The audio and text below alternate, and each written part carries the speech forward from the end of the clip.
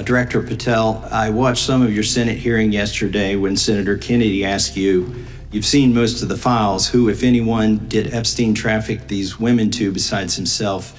You replied, according to the transcript, there is no credible information that he trafficked them to anyone else. You also said somewhere in the hearing and here today that the problem is that the case files are constrained by limited search warrants from 2006 to 2007 and that the non-prosecution agreement hamstrung future investigations. Those constraints only apply to the Southern District of Florida. They do not apply to the Southern District of New York, the location of the 2019 sex trafficking indictment, which produced many things, including a series of FD 302 documents.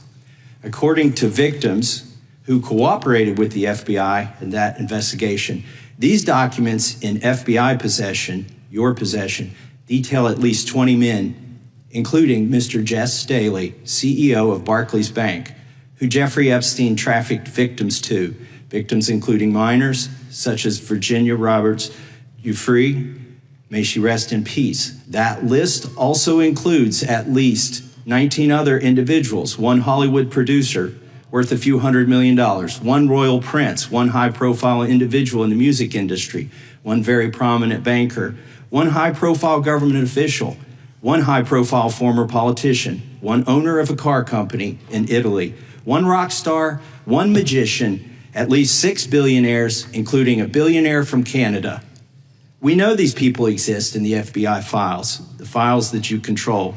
I don't know exactly who they are, but the FBI does. Have you launched any investigations into any of these people, and have you seen these 302 documents? Sir, I have asked my FBI agents to review the entirety of the Epstein files and bring forth any credible information, and we're working with Congress not only to divulge that information and produce it to you, but any investigations that arise from any credible investigation will be brought. There have been no new materials brought to me launching a new indictment. So is the loophole here, or is it your assertion that these victims aren't credible, that the 302s maybe didn't produce credible statements that rise to a probable cause? It's not my assertion, sir. It's the assertion of 2 different United States attorneys' offices from 3 separate administrations who investigated those same materials in lifetime. Are the 302 documents in the FBI's possession?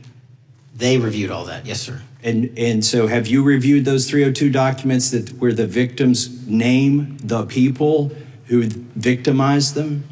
If I personally know, but the FBI has. So how can you sit here and in front of the Senate and say there are no names?